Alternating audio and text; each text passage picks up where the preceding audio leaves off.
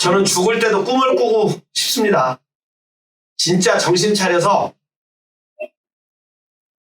꿈을 꾸고 싶습니다.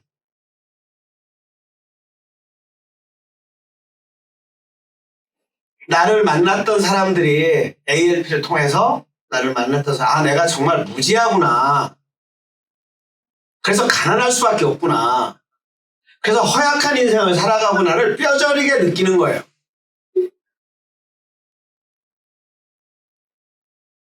그거로 상징되는 빨간 양말.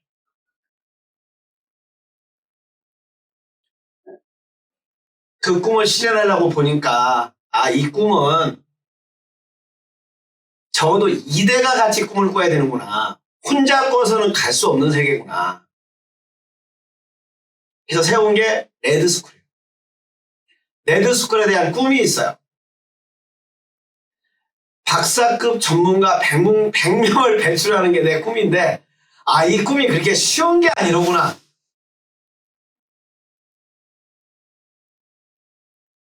정말 어려운 게요. 내가 무지하구나를 깨닫고 알게 하는 거예요. 그것만 깨달으면 공부합니다. 내가 가난하다는 것만 알면, 우리 집이 가난하다는 것만 알면, 우리 나라가 가난하다는 것만 알면 공부합니다. 공부 안 해서, 훈련 안 해서, 학위 실습 안 하고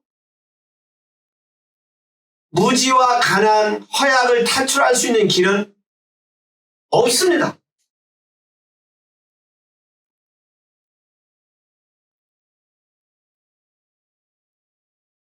그래서 어렸을 때 책이 들어가지 않으면 아무리 해도 안 되는구나. 게임이 들어갔구나.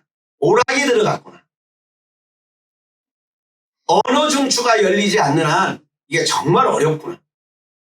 왜? 인간 최고의 발명품은 언어고 인간만 갖고 있는 게 언어 중추인데 이 언어 중추가 개발이 안 됐고 그래서 언어를 사용할 줄 모르고 말과 글을 사용할 줄 모른단 말이야. 인간 최고의 도구인데 단어 수도 적고 표현도 못하고 그러니까 광고에 포로가 잡혀서 시간 뺏겨 생명 뺏겨 그래서 어느 날 꿈이 없는 거지. 그래서 꿈이 없으니까 꿈틀거리지 않습니다. 유영모는 인간은 뭐냐? 꿈틀이라고 봤어요. 꿈꾸는 틀이다. 짐승하고 다른 게 우리 몸은 짐승보다 못하잖아요. 달리기도 늦고 보는 것도 못 보고 들리는 것도 못 듣고 수명도 짧고 짐승의 육체보다 못합니다. 근데 짐승의 육체를 능가하는 것은 언어 중추가 있어서 그렇잖아요. 더군다나 그걸 통해서 꿈이 있어서 그렇잖아요. 꿈이 있어야 꿈틀거리는데 꿈이 없으니까 안 꿈틀거려요. 그러니까 누워 자빠져 있는 거예요. 여러분 정신분석적으로 누워 자빠져 있는 것은 죽겠다는 뜻입니다. 애들은 누워있지 않습니다. 근데 요새는 텔레비 앞에 있으면 애들이 누워있습니다. 우리 아들 며느리가 그러는 거예요. TV를 켜줘. 지금은 TV를 완전히 없애버렸는데 TV를 켜주면 소파에 딱 가서 엎드린대요. 누워있대요. 이게 이렇게 되는 거구나. 살아있다는 것은 움직인다는 건데 움직이는데 그냥 움직이는 게 아니죠. 꿈이 있죠. 그 꿈이 꿈틀거리게 하죠. 제가 유럽에 왜 그렇게 헤매고 다녔겠어요? 꿈이 있어요. 그 아름다움을 보고 싶고 발견하고 싶고 그 아름다움을 배워서 느끼고 싶고 우리 동네에다 표현하고 싶은 또 그걸 전하고 싶은 꿈이 있어요. 수많은 수련 단체도 가보고 스승도 만나보고 책도 읽어보고 왜? 지금도 찾아요. 왜? 꿈이 있어요. 나를 만난 사람들한테 삶에 대한 정곡을 빨리 쉽게 정확하게 안내하고 싶은 거예요. 꿈꾸는 법이 어떻게 되든지 꿈을 이루는 것은 어떻게 되는 건지를 정말 가장 쉽고 간단하게 정교하게 안내해주고 싶은 꿈이 있는 거예요. 그래서 꿈틀거려요. 그래서 그렇게 생각하게 되고 가게 되고 보게 되고 뒤적이게 되고.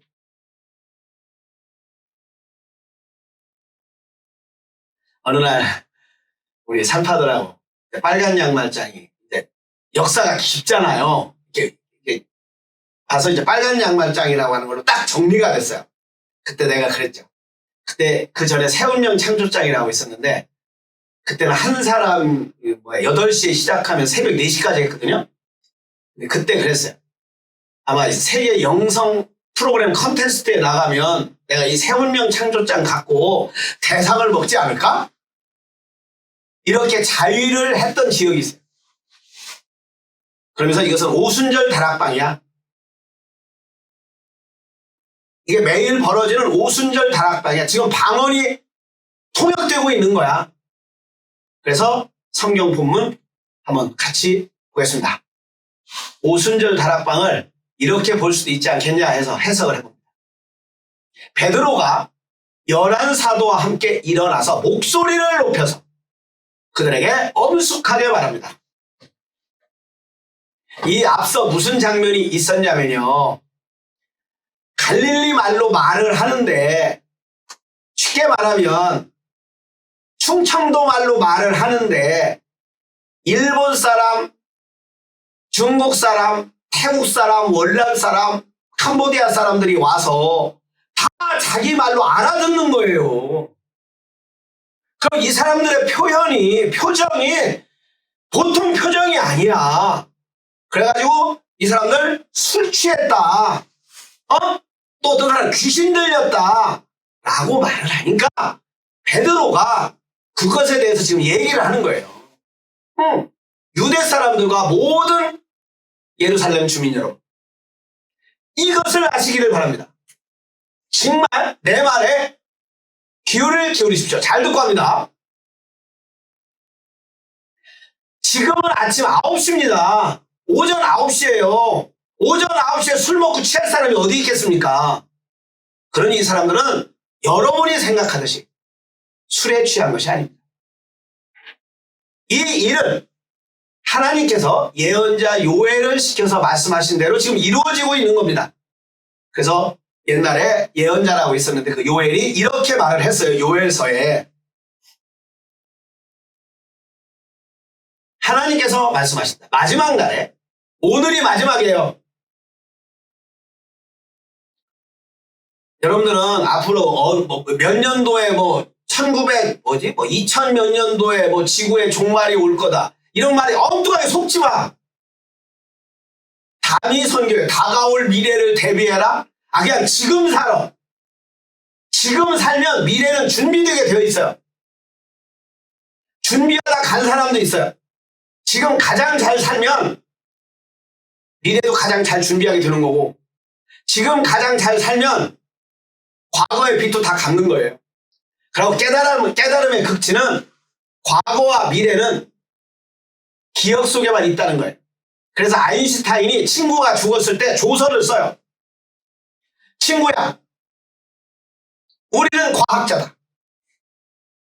우리 과학자들은 과거와 미래가 없다는 것을 사실로서 알고 있지 않는가? 과거와 미래가 없다는 것을 사실로서 알고 있지 않는가? 친구는 과거와 미래가 있다라고 집요하게 생각하는 사람들이 사는 세계에 다녀간 것이야. 이게 아인슈타인이 친구가 죽었을 때 쓰는 교사예요. 근데 과학자나 깨달음의 극치를 갖던 사람들이 말이 똑같잖아. 과거와 미래가 없다는 거잖아요. 지금만 있다는 거잖아. 오늘만 있다는 거잖아. 그래서 오하는 감격으로 늘 살자는 거잖아. 그래서 오늘이 종말이에요. 앞으로 몇 월 며칠 날, 몇 년 몇 월 며칠 날 지구의 종말이 올 거다? 그런 게 속지 않게.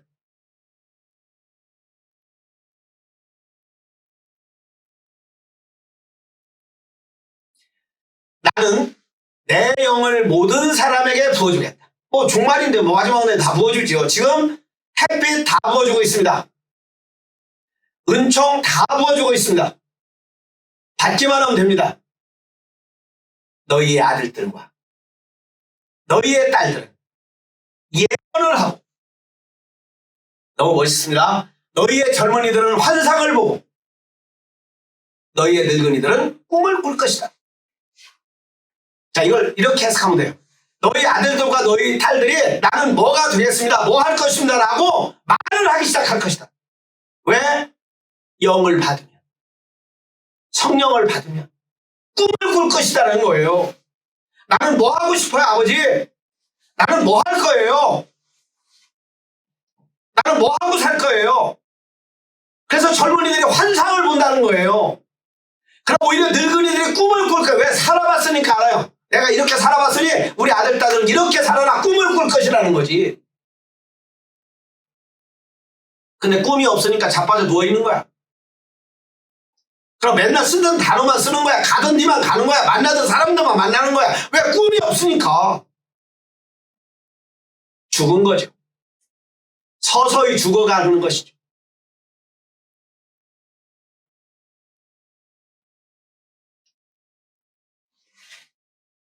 언젠가 소개했던 행복의 조건, 하버드 대학교에서 60년 동안 노스쿨 추적조사. 참 대단한 거죠.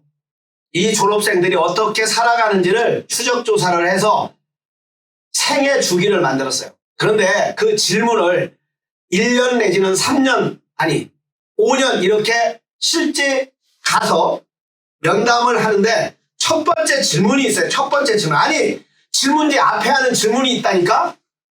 그 질문이 뭐냐? 설레는 일이 있습니까? 설렘으로 사십니까? 라는 것을 1, 2번 앞에다가 묻는다니까. 이게 번호도 안 매긴 물음이라니까요. 산다는 것은, 가장 잘 산다는 것은 설레는 가슴으로 아침을 맞이하는 거예요.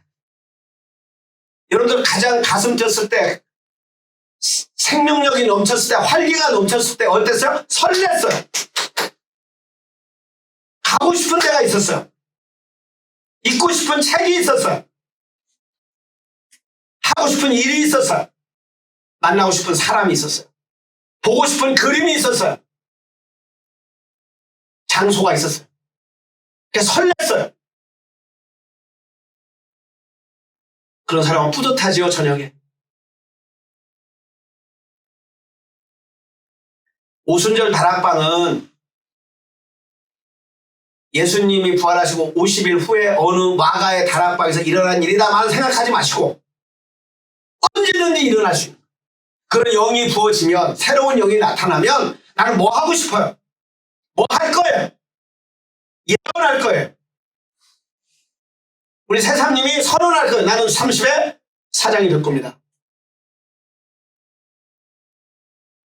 나는 그림을 그려서 우리 한바구음 뉴욕에 전시할 겁니다. 선언했거든요, 이렇게. 그 영을 받은 거지. 그게 오순절 다락방이죠. 그때 우리는 서로가 어떻게 해요? 환상을 갖고 꿈을 꾸고. 이게 빨간 양말장이었어요.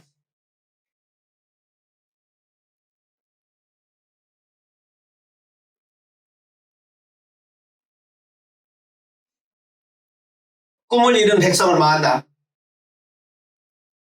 꿈이 없는 개인도 망하고, 꿈이 없는 가족도 망하고, 꿈이 없는 회사도 망한다. 비전이 없어 망하는 거죠. 자, 우리 조양서원, 부모와 자식이 2대가 함께 꿈을 꿔보자. 60년만 꿈을 꾸면 감히 기대하지 않은 삶이 우리 가정의 문화로, 교양으로, 언어로, 지식으로, 경제로 펼쳐질 것이다. 그럼 3대째 우리 내가 이런 꿈을, 이런 집안에서 살았네, 이런 꿈을 가졌었네. 이 8월이면 가고 싶은, 아니 가고 싶어서 갔던 곳이 있어요. 명호컨이라는 곳인데, 우리나라에 아름다운 정원 몇 곳이 있는데 그 중에 꼽으라면 명호컨이에요.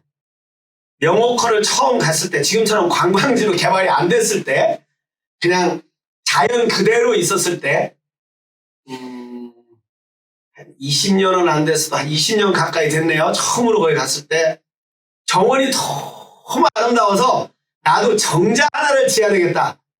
그 꿈을 처음 갖게 한 게 명호컨이에요. 담양에 있거든요. 그 명호컨의 꿈을 끈 게 조양각이에요.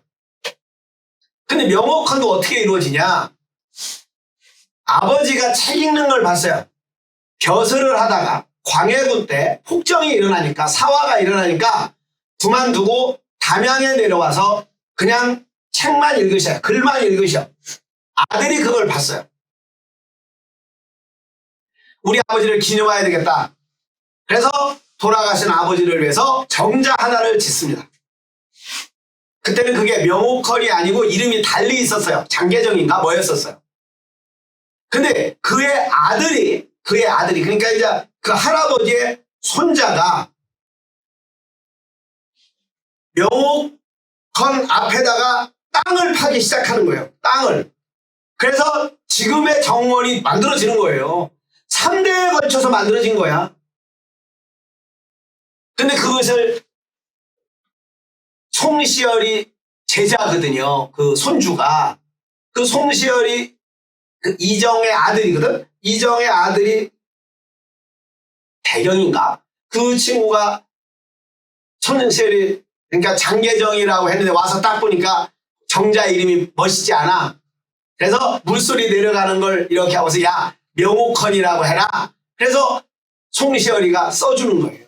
그럼 거기에 삼고라고 써있거든요. 가보면 삼고라고 써있는데, 왜냐면 임금이 3번이나 불렀는데 나 안 간다, 나 정치 안 한다, 안 올라간다 해가지고 삼고라고 그게 써있어요.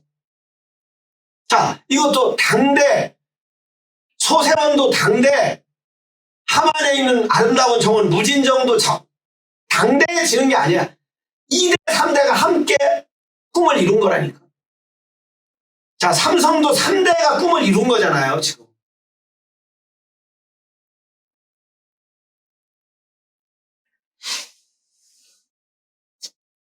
자, 오순절 성령의 다락방, 그것이 오순절 마가의 다락방에서 일어난 이례적인 사건으로만 보지 마시고, 어느 교회당에서 불로 성령 뭐 받았다, 불 받았다, 이렇게만 보시지 마시고, 이것은 우리 내 안에서도 일어날 수 있고, 우리 안에서도 일어날 수 있고, 우리 집안에서도 일어날 수 있다. 그래, 그런 영을 받으면 꿈을 꾼다. 예언을 한다. 나는 뭐 할 것이다. 성경 조금 더 가볼까?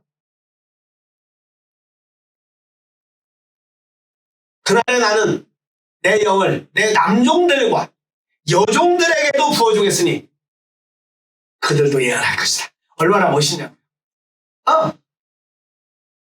자, 그냥 가장 천민들도, 하류 계급들도 그 영을 받으면 나는 뭐 하고 싶다, 꿈을 꿀 거라는 거예요. 그래, 그걸 선언할 거라는 거야. 배운 사람들만, 글씨를 아는 사람들만, 외국어를 아는 사람들만 알아듣는 게 아니고, 그런 세계를 알아듣는 게 아니라 모두가 다 알아듣는다. 그것은 내가 누군지, 어떻게 해야 내 가슴이 뛰는지, 어떻게 해야 내 인생을 사는지, 나에겐 꿈이 있습니다. 자, 그 꿈을 이루어가는 아주 멋있는 얘기, 우리 나의 꿈의 지도 그림책 합시다.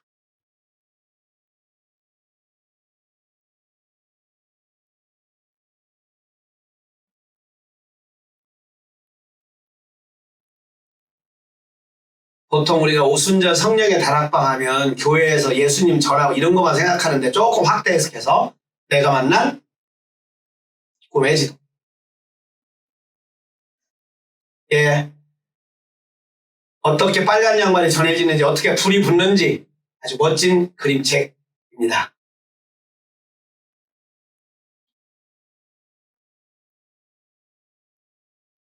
아버지를 기억하며, 저는 이 첫 장에 유리 슬레비치라고 하는 이 작가가 얼마나 행복했을까 싶어요. 남자가 아버지를 기억하는 사람은 행복한 사람입니다. 아버지로 시작해서 아버지로 끝납니다.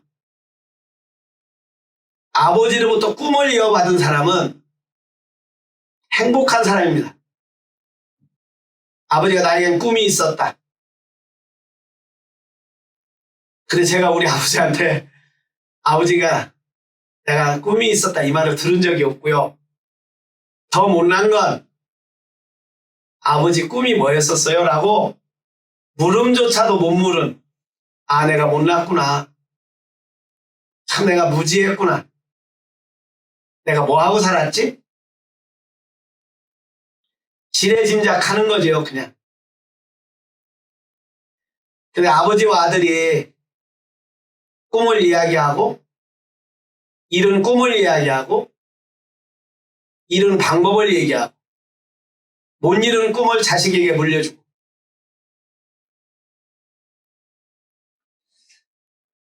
아버지를 기억하며 우리 가족은 모든 것을 잃고 빈손으로 피난을 떠났어요. 2차 세계대전이 일어납니다. 자전적 그림책입니다. 자기가 겪은 이야기입니다. 이분이 지금 살아 계시거든요. 유리 슬레비치가 80살 정도 되나요? 네. 이게 한 서너 살 때 겪는 겁니다. 우리는 동쪽으로 멀리 도망쳐 다른 나라로 갔어요. 피난 간 겁니다.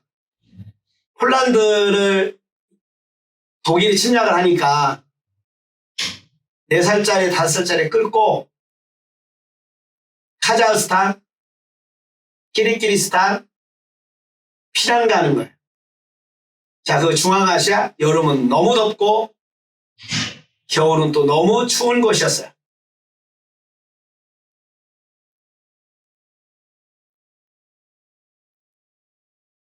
마을에는 진흙과 지푸라기와 낙타똥으로 지은 집들이 늘어서 있었어요. 땡볕이 내리쬐고 먼지바람이 휘몰아치는 거친 들판으로 둘러싸인 곳이었죠. 그 세 식구 앉아있네요.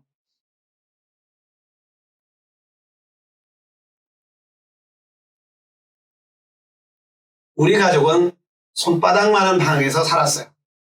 그것도 낯선 부부와 함께. 잠은 흙바닥에서 잤어요. 장난감도 없었고 책도 없었어요. 무엇보다 먹을 것이 부족했죠.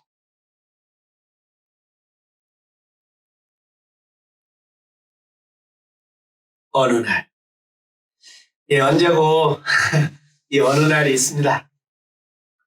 이 어느 날.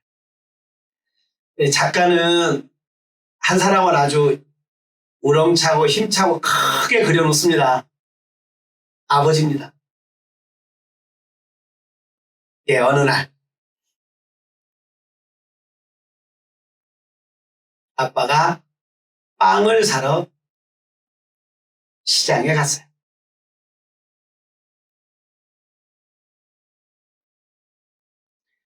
시장 모습입니다.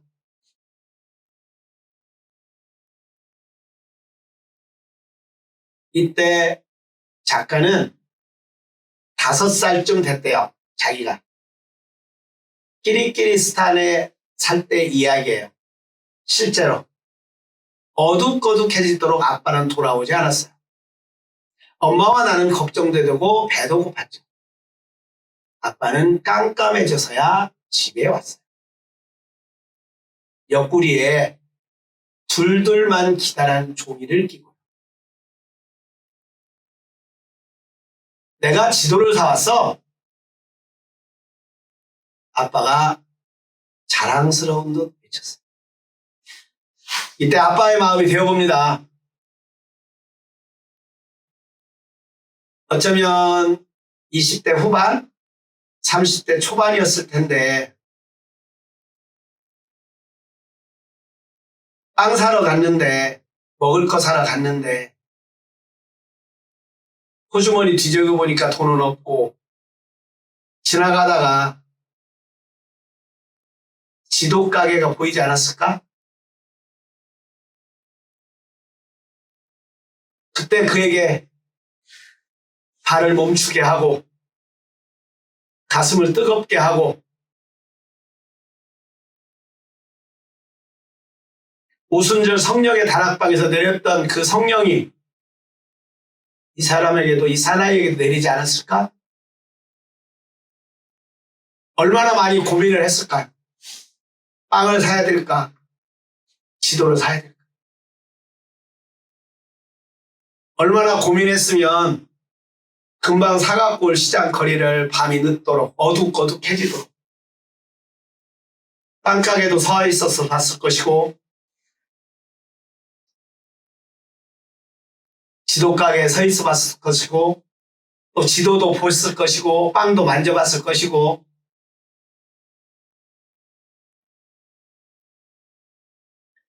이 직장에 갈까 저 직장에 갈까 우리 아들을 이 학교에 넣을까 저 학교에 넣을까 수없이 고민하는 아빠들의 모습. 예. 그 순간 이 사나이는 선택을 합니다. 빵이 아닌 지도를. 내가 지도를 사왔어요. 아빠가 자랑스러운 듯 외쳤어요.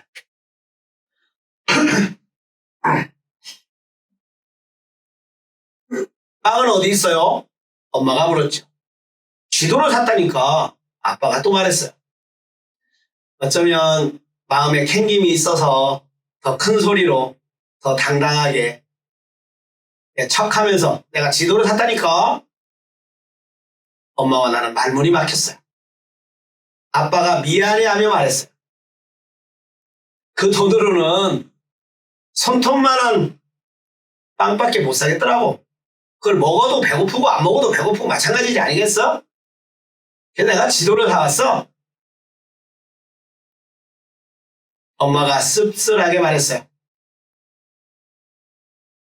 오늘 저녁은 없다. 대신 지도가 있다는구나. 예. 청계 김진댁에 그 후손 아들 하나가 아니 딸 하나가 아들 하나가 딸을 낳는데 무남동녀 일딸인데 눈이 잘 안 보여요. 결혼을 시켜야 되겠어요. 그래도 천재한테 시집을 보내야 되겠어. 왜? 꿈이 있으니까. 그래 자기 친구인 퇴계 선생님한테 퇴계한테 부탁을 합니다. 멋있는 청년 하나 좀 소개해줘. 우리 딸 좀 사윗감 맞이해야 되겠어. 그래서 소개해준 게 서성이라는 사람입니다. 가장 수제자를 소개해줍니다. 근데 결혼식이 벌어져서 가려고 하는데 소식이 들리는 거야. 그 여자가 소경이래. 그러니까 집안 사람들이 다 반대를 하죠. 소경한테 시집 보낼 수는 없다. 그때 서성이 잠깐만 멈추라고 그래요. 내가 생각 좀 해보겠다. 좀 생각을 하더니 결혼을 강행합니다. 저 그 집으로 장가가겠습니다. 지금 여기서 봐하면 그 사람은 영원히 결혼을 못하게 됩니다. 파혼당했다는 소문 때문에. 그래 결혼을 합니다. 아기 둘을 낳고 서성이 죽습니다. 과부가 됩니다. 자기 친정이 명문가이기 때문에 그 집안에 세력이 있기 때문에 그 동네에서 살면 그런 대로 살 텐데 그 동네를 박차고 나옵니다. 지도 하나를 갖고 서울로 가야 되겠다. 내 아들 서울 가서 키워야 되겠다. 그러고 완전히 맥을 갈아탑니다. 퇴계의 제자에서 율곡의 제자로 줄을 바꿉니다. 근데 그 두 아들이 대과에 합격을 하고 손주가 또 대과에 합격을 하고 그래서 그 대구서씨 명문가를 이루어냅니다. 저는 이 모든 것들이 오순절 성령에 내렸던 다락방 그것과 더불어서 예언을 하듯이 또 오늘 그림책에서 뭐요? 내가 지도를 샀다니까. 우리 여기 안다일 군 있는데 안다일 할아버지가 옥토님이에요. 정말 멋있어요.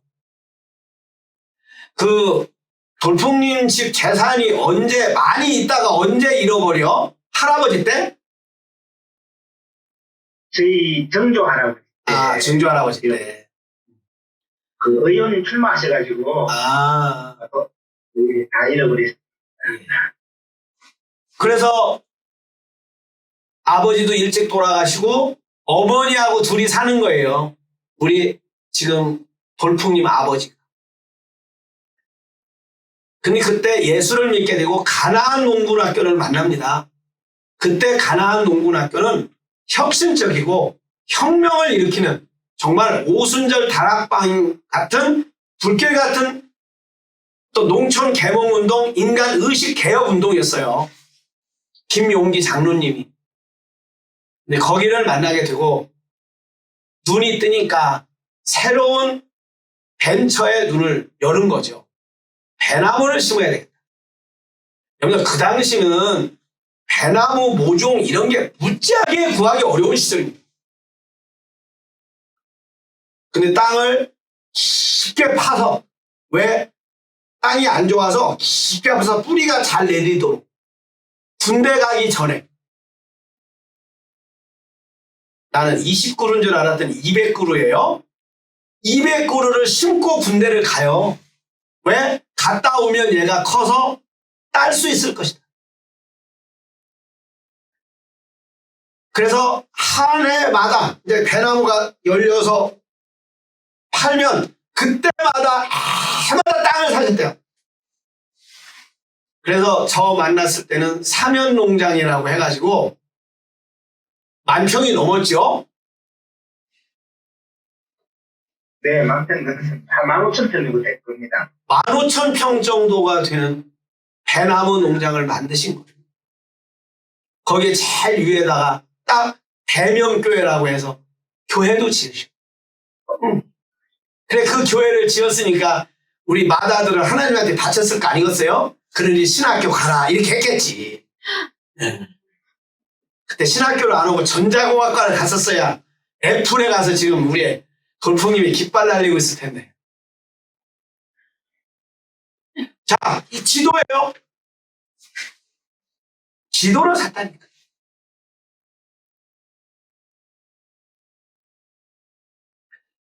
먼프레라고 있어요. 이 먼프레님이 빨간 양말장 너무 선해요. 이게 뭐야? 공부예요. 그래서 무슨 공부? 저도 대학도 한번 가보려고요. 이분은 초등학교도 안 나왔어요. 강원도 산골에서 컸어요. 근데 그때 강원도 산골에 나무를 실어나르는 자동차 옆에서 이 소녀가 탄 거예요. 근데 그 운전하는 모습을 보고 그때 꿈을 꾼 거야. 나도 운전을 하리라. 그래 진짜 운전수가 됩니다. 그래서 서울 시내버스를 끄는 운전수가 되는 거예요. 여자예요. 여자. 그래서 산업버스 운전하는 거야 지금. 그때 ALP를 만났어요.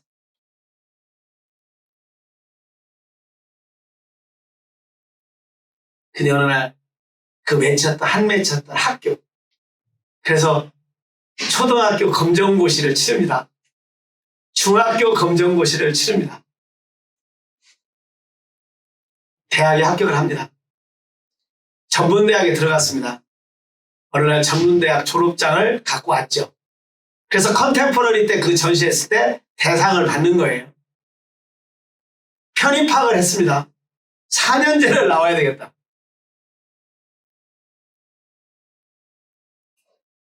사람들은 그렇게 얘기하죠. 또 그렇게 얘기한대요.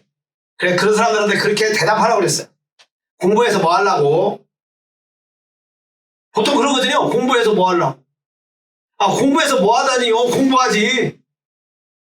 아, 공부해서 뭐 하다니까? 공부하지. 살아서 뭐 하려고? 아, 살지. 근데 삶의 목적은 삶인데 삶이 수단이 됐고 공부의 목적이 공부인데 공부가 수단이 됐다니까. 아, 숨 쉬어서 뭐 하려고? 숨 쉬는 게 목적이지? 오히려 다른 게 수단이지. 가치가 전도가 된 거죠.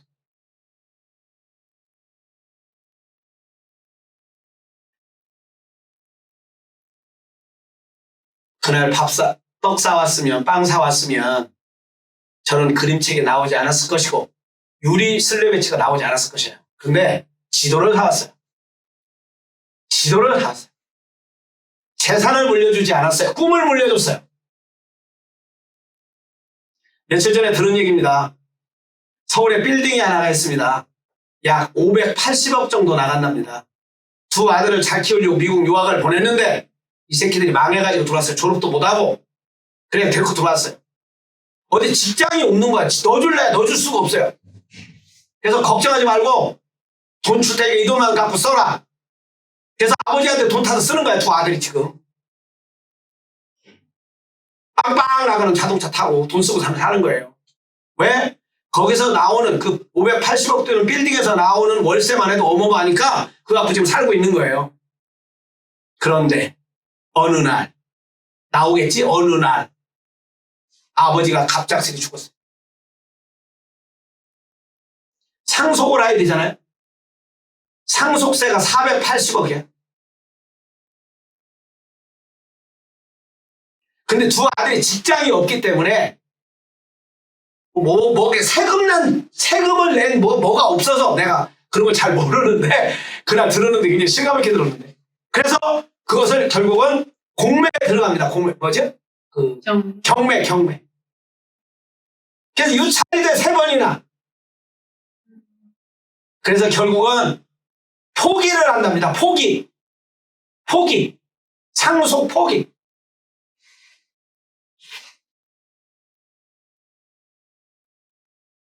그것을 그 돌아가신 친구가 얘기한 거예요.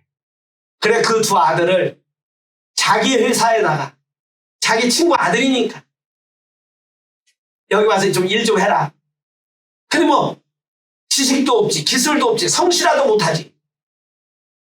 그래서 알바 같은 일을 지금 시키고 있다고 얘기를 하더라는 거예요. 왜? 꿈을 심어주지 않았어. 꿈의 지도를 주지 않았어요. 빨간 양말이 전해지지 않았어요. 오순절 성령의 다락방 저는 꿈이 전해진 곳이라고 보는 거예요. 인류에 대한 꿈, 가족에 대한 꿈, 회사에 대한 꿈, 내가 되고 싶은 거. 그래서 젊은이들이 예언을 해요. 나는 뭐 할 거다, 뭐 될 거다. 환상을 봐요. 아, 나는 그렇게 잘 되게 되어 있구나. 늙은이들은 꿈을 꿔요. 맞아, 그렇게 될 수 있어. 그러니 꿈틀거리죠. 그 다음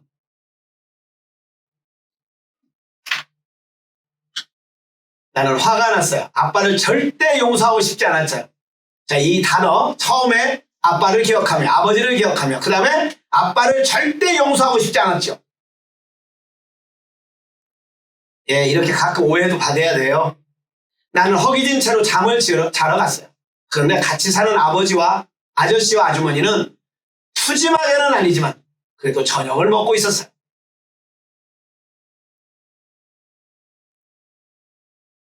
아저씨는 작가였어요. 글을 쓸 때는 아주 조용했죠. 근데 세상에 뭘 씹는 소리는 어쩜 그리 그린지. 아저씨는 딱딱한 빵 쪼가리를 세상에서 가장 맛있는 음식을 먹는 것처럼 요란스레 먹었어요. 난 아저씨가 너무너무 부러웠어요. 저 빵이 내 입속에 있으면 얼마나 좋을까 생각했죠. 아저씨가 쩝쩝거리는 소리를 듣지 않으려고 나는 담요를 머리 끝까지 뒤집어 썼어요. 저기 담요 쓴 애기 있죠.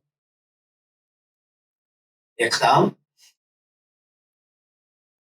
날 아빠는 지도를 벽에 걸었어요.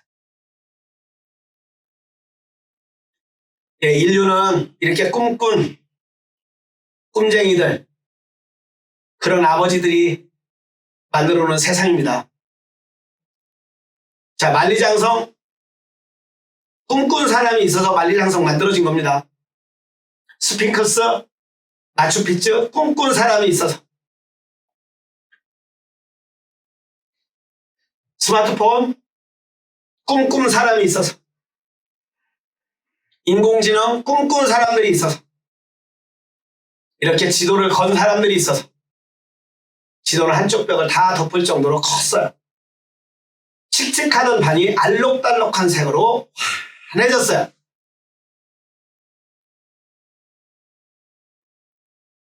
나는 금세 지도에 홀딱 반했어요. 이 책 뒤에 기술하는 거 보면 이 유리 슬레비치가 5살 때라고 4, 5살 때라고 추측해요. 끼리끼리 스탄에 있을 때 이 지도를 사왔대요. 여기저기 낱낱이 살피며 몇 시간이고 지도를 들여다보았죠. 그리고 어쩌다 운 좋게 종이가 생기면 며칠이고 지도를 그렸어요. 이렇게 지내다가 어느 날 이사를 갑니다. 파리도 가고 14살 때 파리인가요? 12살 때 파리, 이스라엘도 가서 살고 24살 때는 뉴욕에 와서 실제로 살아요. 지도에는 이상한 이름들이 많았어요. 나는 독특한 소리들이 좋아 음을 맞추어 말장난을 했어요.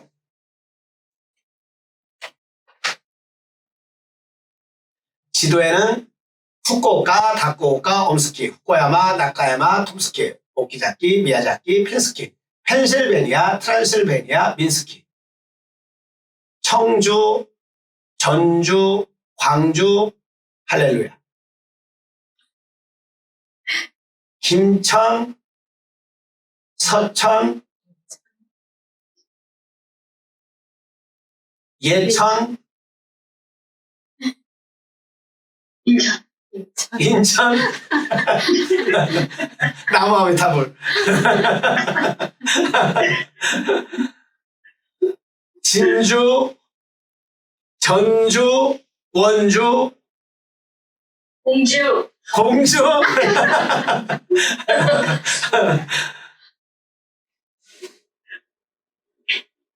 이 말이 무슨 마법의 주문이라도 되는 양 몇 번이나 되뇌었죠. 그러면 방에서 한 발짝도 나가지 않고도 멀리 갈 수 있었어요. 예, 꿈을 꿉니다. 예언을 합니다. 환상을 봅니다. 자, 날라다닙니다. 저렇게 지금.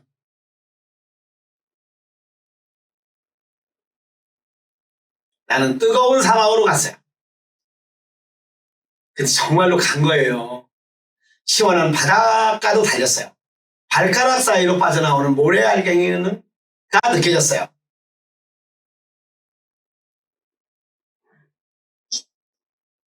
눈 덮인 산도 올랐어요. 얼음처럼 차가운 바람이 내 얼굴을 핥고 지나갔죠.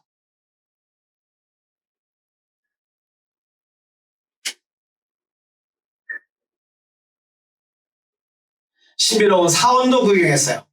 벽에 새겨진 조각들이 춤을 추고 갖가지 색깔의 새들이 지붕 위에서 노래하는 곳이었죠.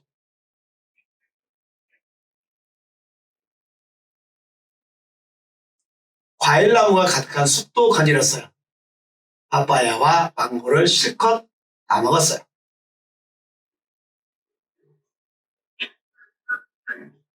맑은 샘물도 들이키고 야자수 그늘에서 쉬었어요.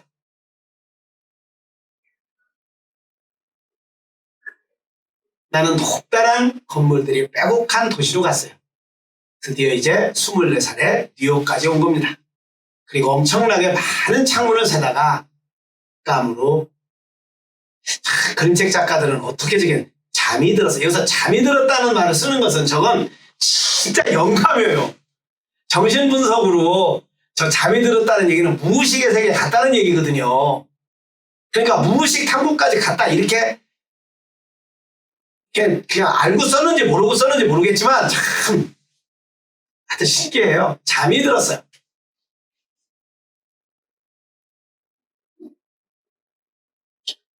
예, 뉴욕은 저렇습니다. 다음. 그렇게도 나는 마법에 흘린 듯이 몇 시간을 보냈어요. 배고픈 것도 힘든 것도 다 같이 모두 잊은 채만. 이게 꿈이야. 배고파가지고 화가 나고 아빠를 미워했는데 이제는 지도를 보다가 꿈을 꾸다가 꿈을 살다가 꿈을 이루다가 배고픈 것도 힘든 것도 모두 잊은 채 말이에요. 우리 돌풍 아버님 그 배나무 심었을 때가 어쩌면 배도 가장 고팠고 가장 힘들었을 텐데 가장 행복했을 거예요. 제 생애도 돌아보면 그래요. 제가 가장 행복했던 때는 밥도 안 먹고 막 일하고 집 짓고 여행 다니고 수련회하고 그랬을 때가 가장 행복했다니까요. 여러분들도 그랬을 거예요. 예, 꿈이 있는 사람들은 꿈 때문에 꿈을 이루는 그 행복 때문에 있습니다. 무엇을? 배고픈 것도 무엇을? 힘든 것도. 근데 꿈이 없는 사람들은 배고픈 것만 생각나. 힘든 것만 생각나. 그래서 얘기해보라고 맨날 힘든 것만 얘기해. 맨날 힘들대. 그럼 누워 자빠져 있어. 힘들대. 뭐가 힘든데? 아이고 누워있는 게 굉장히 힘듭니다. 얼마나 힘들면요 이 새끼들이 이 스마트폰을 누워가지고 이렇게 들고 하기가 힘드니까 뭐가 이게 있다며 꽂아가지고 이렇게 하는 거야. 그래 손가락으로 이렇게만 하면 된다네.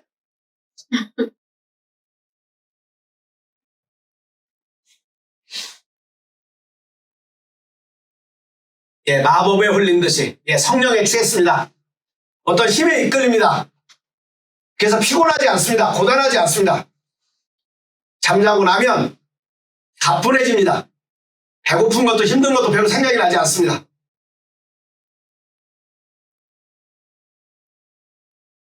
성령이 충만한 상태지요. 꿈에 취해 있지요. 하루를 대충 지내는 게 아니에요. 꽉 차게 살지요. 남의 일에 관여할 시간이 없습니다.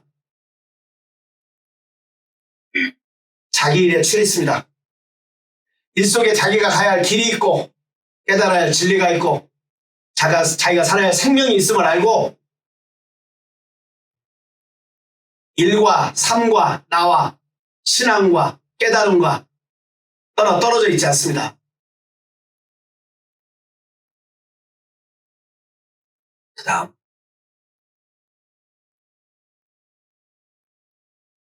마지막 나는 아빠를 용서했어요. 다 같이 결국 아빠가 옳았으니까.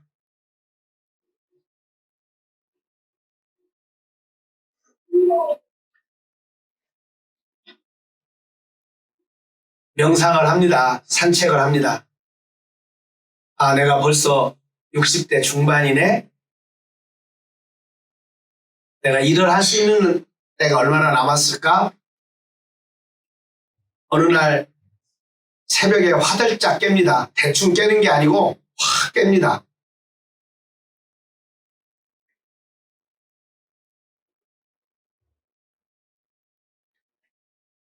일할 수 없는 밤이 곧 온다.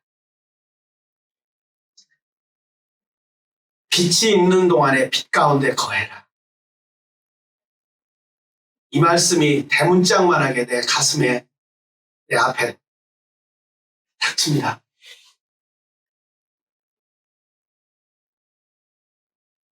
나보다 앞서 갔던 우리 장모님, 내가 임종을 시켜봤던 사람들, 또 나보다 앞서 먼저 80, 90을 갔던 사람들이 들려줬던 말이 생생하게 저한테 들려옵니다. 세월이 유수와 같다더니 쏜살 같다더니 정말이야. 금방 가.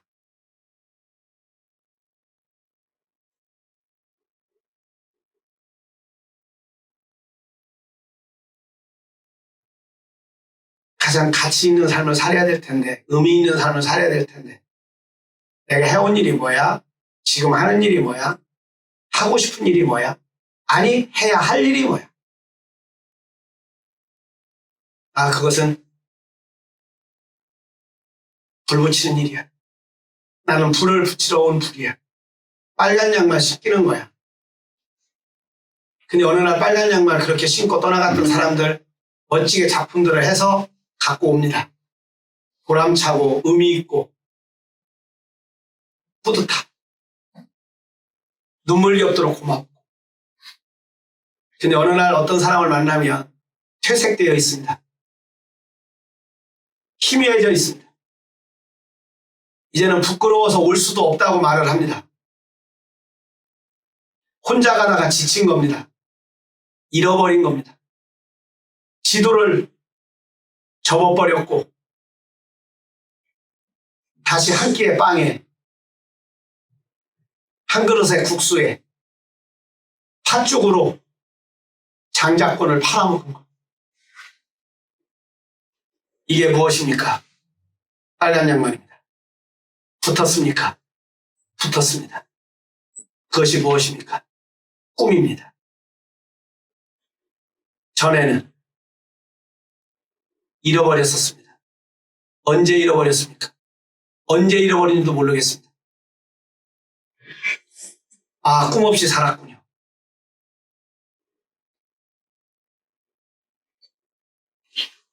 몇 달 전부터 다시 불을 어떻게 붙이고 어떻게 지속하게 할까? 멀리 가려면 함께 가야 된다는구나. 그래서 이 꿈버스들을 만들어줘야 되겠다. 함께 꿈을 이루어갈 친구들을 만들어줘야 되겠다. 그래서 거의 구상이 됐어요. 꿈을 함께 이루어갈 꿈벗 공동체, 빨간 양말 공작소를, 예, 공작 정치를 지금부터 하려고.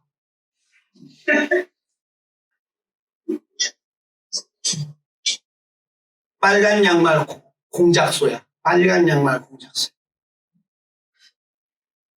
개인, 그룹 코칭하면서 잃어버린 꿈 다시 회복하고 찾고 구체화하고 어떻게 이루어갈 것인지 내가 이룰 수 있는 만큼 이루고 이룰 수 없는 꿈들을 후손에게 제자들에게 물려주고 자 그렇게 아름다운 꿈을 꿨던 사람들의 꿈의 지도를 또 한번 보겠습니다.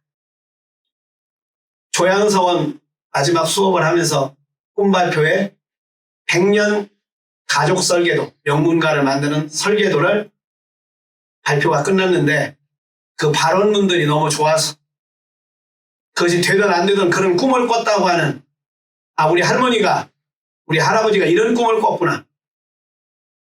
떡 하나, 빵 하나 주는 것이 아니라 지도 하나를 건네주는 이 아름다운 꿈의 얘기 한번 같이 보겠습니다.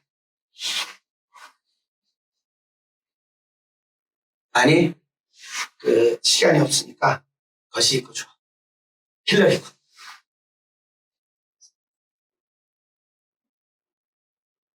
이 덕양가 힐러리님의 발언문입니다. 가난이 싫었습니다. 그래서 꼭 성공해야 된다고 생각하며 투쟁하듯 열심히 살았습니다. 가정이 삐그덕거리며 탓하며 싸우고 살면서 진정 원하는 것은 무엇이었는지 행복하고 아름답게 부유하게 살고 싶었지만 그렇게 사는 방법을 알지 못했습니다. 배운 적이 없었습니다.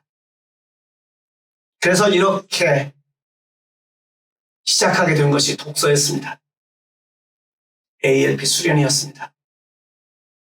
ALP 수련을 통해서 성장을 한 나의 모습을 봅니다. 우리 가정을 교양이 있고 문화가 있고 아름다움이 있는 가정으로 만들고 싶었습니다. 조양 서원이었습니다. 김상록, 이현미가 시작합니다. 우리의 가족은 이곳에 나타나게 해주신 조상님께 부모님께 감사드리며 우리의 아들 김지웅과 나아가 손자, 손녀가 잘 지키며 더욱더 잘 만들어 대대손손 큰 덕을 베풀며 덕 약이라는 뜻입니다. 이 사회에 빛나는 삶을 살아가기를 기원하며 소망합니다. 2020년 8월 7일. 예, 꿈의 지도입니다. 하나 더 봅니다. 꿈의 지도. 내 아버지를 잃은 후에 남씨 집안은 꺼져가는 등불 같은 존재였지만 하늘의 도움을 받아 이제 딸 정민, 사위 미추, 외손주 류한, 아들 현우, 며느리 함주, 손녀 혜인, 손자 진우와 이 땅에서 함께 숨쉬고 함께 중흥의 꿈을 꿀 수 있게 되었고 이미 이루어가고 있다고 자부한다. 이게 해안과 모닥불입니다. 쓰러져 가던 고목에 다시 새싹이 돋고 하늘의 기운이 우리 가문에 임하고 있다. 때가 이름에 다시 조상의 뿌리를 찾고 앞으로 우리 가문에 100년 설계를 가다듬어 본다.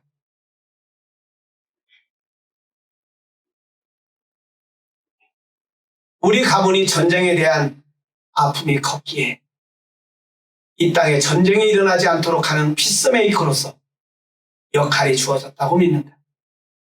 예, 자기를 낳고 아버지가 북한으로 전쟁 때 끌려가시고 자기 어머니가 결혼 전에 좋아했던 총각하고 결혼을 해서 그 집에서 커요. 그래서 이 얘기가 들어갔어요. 그러기 위해서 한 사람 한 사람이 모두 자신에게 충실하며 몸과 마음의 힘을 길러 경제적으로나 사상적으로 자주적인 독립을 이루어 창의롭고 자유로운 생각으로 삶을 꾸려나가고 이 땅의 이웃에게 기여하기를 바랍니다. 2020년 8월 10일. 네, 또 하나 꿈의 지도 보시겠습니다. 조금 더 넘기고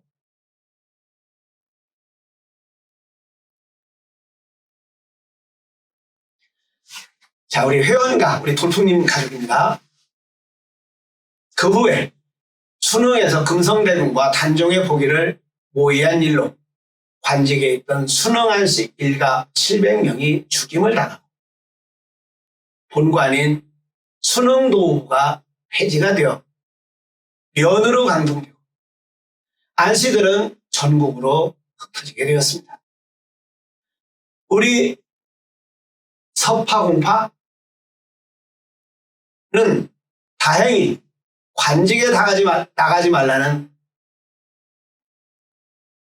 10세 할아버지 서파공 안리의 유언 때문에 멸족은 면할 수 있었지만 은둔형 집안으로 400여 년을 지내왔습니다. 그 후 우리 집안은 숙종 때 순흥에서 김천으로 내려와 300년 동안 집성촌을 이루며 살아왔습니다. 그런데 2019년 마을이 김천산업단지로 편입이 되어 고향 마을이 없어지고 일가들이 모두 흩어졌습니다.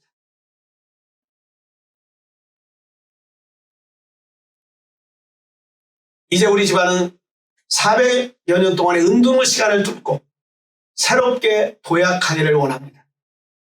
은둔형 명가에서 차면형 명가로 도약하기 위한 기틀을 마련하고자 합니다. 안씨 가문에서 가장 유명하신 조상 한 분의 성리학자, 성리학의 시조인 4대조 문성공 회원 안양인데 그분 호의 음을 따서 집안을 다시 일으키겠다는 뜻으로 돌아올 회자로 바꿔서 회헌이라 지었습니다. 다시 집안을 일으킵니다. 집을 다시 짓겠다는 의미로 돌이킬 회, 집헌으로 정하고 100년 설계도를 이렇게 만듭니다. 일단 해봅니다.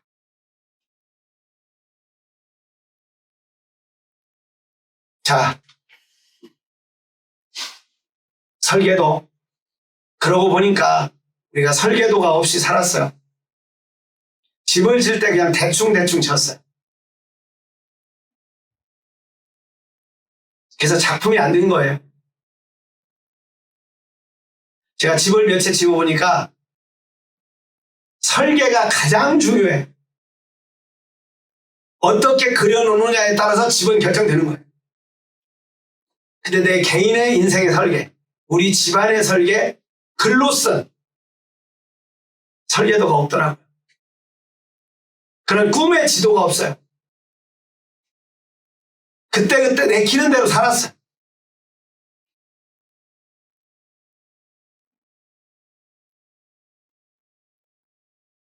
오순절 성령의 다락방 그냥 불러불러 주여주여 외쳤다. 그렇게도 볼 수 있겠지만 저는 오늘 그렇게 보고 싶지 않고요.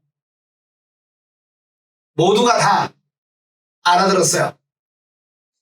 무슨 말을 하는지를. 다시 말하면 나는 나의 꿈을 꿔야 되는구나. 우리 집안은 우리 집안의 꿈을 꿔야 되는구나. 그래서 그 꿈을 꿈틀거리는 그런 삶이 진짜 나의 삶이구나. 꿈 없이 산다는 것은 동물의 삶, 생물학적 삶이구나. 이 세상은 세 가지 종류 사람밖에 없습니다. 꿈도 없는 사람, 서서히 죽어가는 사람, 꿈만 꾸는 사람, 말만 떠벌리는 사람, 근데 꿈을 이루어가는 사람이 있습니다. 이 지구는 그렇게 꿈을 꾸고 꿈을 이룬 사람들의 작품이 전시되는 전시장, 공연되는 공연장. 베토벤은 운명에서 마지막 이렇게 합창에서 이렇게 노래를 합니다. 슐러의 시 앞에 자기 가사를 넣죠. 여태까지 부르던 곡조대로 부르지 않고 더 즐거운 노래로 부르지 않을래. 자, 여태까지 살던 대로 살지 않고 새로운 꿈을, 가슴 뛰는 삶을 우리 꿔보지 않을래? 나이가 들어서 꿈을 꿀 수 없다. 예, 성령이 임하면 세술에 취한 사람들은 죽을 때도 꿈을 얘기하지 않을까?